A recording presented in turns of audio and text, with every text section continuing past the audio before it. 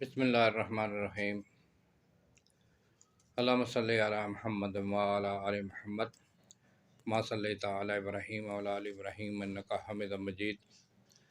अल्लाहुम्मा बारिक अला मुहम्मद व अला आलि मुहम्मद कमा बारकता अला इब्राहीम व अला आलि इब्राहीम इन्नका हमीदुम मजीद। मुअज़्ज़ज़ सामीन इकराम, अस्सलामु अलैकुम व रहमतुल्लाहि व बरकातुहू। अब्दुर्रहमान अवान सिलसिला सीरत नबी के साथ आपकी खिदमत में हाज़िर हैं। इससे पिछली वीडियो में मैंने इखलाक नबवी का जामे बयान किया था। नबी पाक मोहम्मद मुस्तफ़ा सल्लल्लाहु अलैहि वसल्लम का इखलाक के बारे में बयान किया था। आज इसी सिलसिले की दूसरी किस्त है। नबी पाक सल्लल्लाहु अलैहि वसल्लम के इखलाक के बारे में अगर लिखूँ तो बयान करूँ तो पूरी किताब बन जाती है। मैं कोशिश करता हूँ कि ख़ास जो बातें हैं वो इंशाअल्लाह बयान करूँ। तो इखलाक नबवी सल्लल्लाहु अलैहि वसल्लम के सिलसिले में मदावत अमल।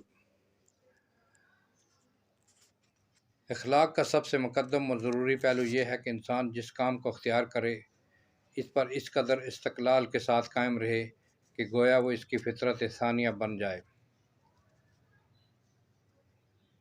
इंसान के सिवा दुनिया की तमाम मखलूक़ात सिर्फ़ एक ही किस्म का काम कर सकती है और वो फ़ितरतन इसी पर मजबूर है। जैसे आफ्ताब सिर्फ़ रोशनी बख्शता है, इससे तारीकी का सदूर नहीं हो सकता। रात तारीकी ही फैलाती है, वो रोशनी की इल्लत नहीं। दरख्त अपने मौसम ही में फलते हैं और फूल जाम बहार ही में फूटते हैं। हज़रत सल्लल्लाहु अलैहि वसल्लम अपने तमाम कामों में इसी असूल की पाबंदी फरमाते थे। जिस काम को जिस तरीक़ा से जिस वक्त आप सल्लल्लाहु अलैहि वसल्लम ने शुरू फरमाया, इस पर बराबर शिद्दत के साथ कायम रहते थे। सुन्नत का लफ्ज़ हमारी शरीयत में इसी असूल से पैदा हुआ है। सुन्नत वो अमल है जिस पर हज़रत सल्लल्लाहु अलैहि वसल्लम ने हमेशा मुदावमत फरमाई है, यानी उस पर मुस्तकिल मिजाजी दिखाई है और बग़ैर किसी कवी माने के कभी इसको तर्क नहीं फरमाया।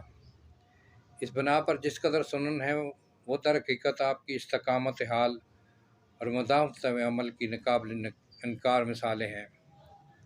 आप सल्लल्लाहु अलैहि वसल्लम के मामूलात का ज़िक्र इससे पहले हो चुका है, जिससे ये मालूम हुआ कि आपके तमाम अखलाक और अमाल किस कदर पुख्ता और मुस्तहकम थे कि कभी तमाम उम्र इनमें एक ज़र्रा बराबर फ़र्क नहीं पैदा हुआ। एक दफ़ा एक शख्स ने हज़रत सल्लल्लाहु अलैहि वसल्लम की इबादत और अमाल के मतलब हज़रत आयशा रज़ियल्लाहु ताला अन्हा से दरियाफ़त फरमाया कि क्या आप सल्लल्लाहु अलैहि वसल्लम किसी ख़ास दिन ये काम करते थे? आपने जवाब दिया, ला कान अमल दीमिया। तर्जमा, आपका अमल झड़ी होता था, यानी जिस तरह बादल की झड़ी बरसने पर आती है तो नहीं रुकती, इसी तरह आपका हाल था कि जो बात एक दफ़ा आप सल्लल्लाहु अलैहि वसल्लम ने अख्तियार कर ली, हमेशा इसकी पाबंदी की। फिर फरमाया, तर्जमा है, हज़रत सल्लल्लाहु अलैहि वसल्लम जो कर सकते थे वो तुम में से कौन कर सकता है। दूसरी रिवायत में है कि तर्जमा, जब हज़रत सल्लल्लाहु अलैहि वसल्लम कोई काम करते थे तो इस पर मुदावमत फरमाते थे। इसलिए हज़रत सल्लल्लाहु अलैहि वसल्लम का खुद इरशाद है, इन्ना अहब्बुल अमल इलल्लाह अदरमा।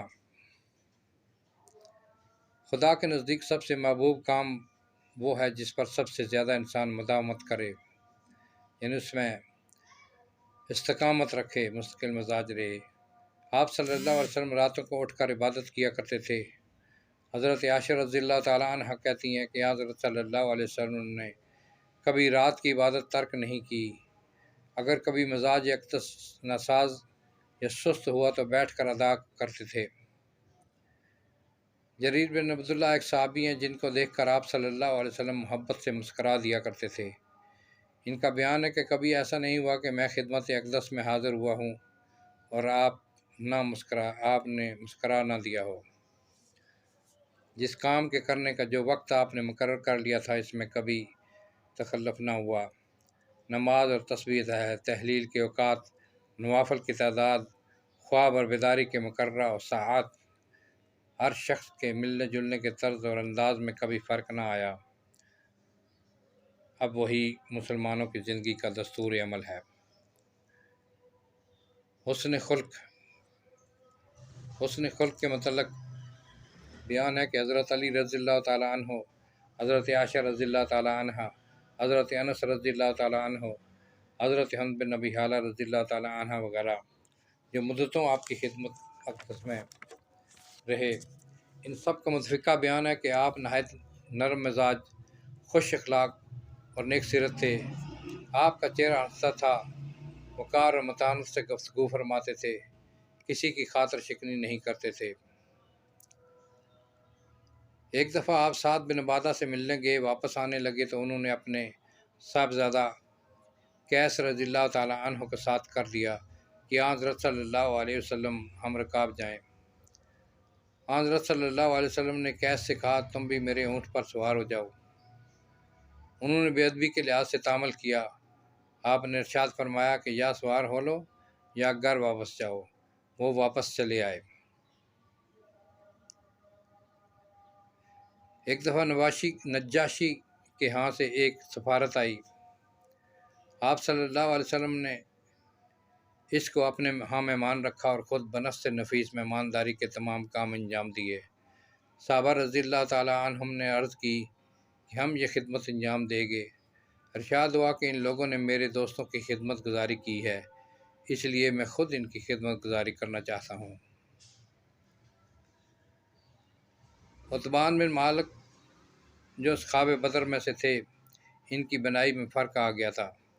हज़रत सल्लल्लाहु अलैहि वसल्लम की खिदमत में आकर दरख्वास्त की कि मैं अपने मोहल्ला की मस्जिद में नमाज़ पढ़ाता हूँ, लेकिन जब बारिश हो जाती है तो मस्जिद तक जाना मुश्किल हो जाता है, इसलिए अगर आप मेरे घर में तशरीफ़ लाकर नमाज़ पढ़ लेते तो मैं इसी जगह को सजदागाह बना लेता।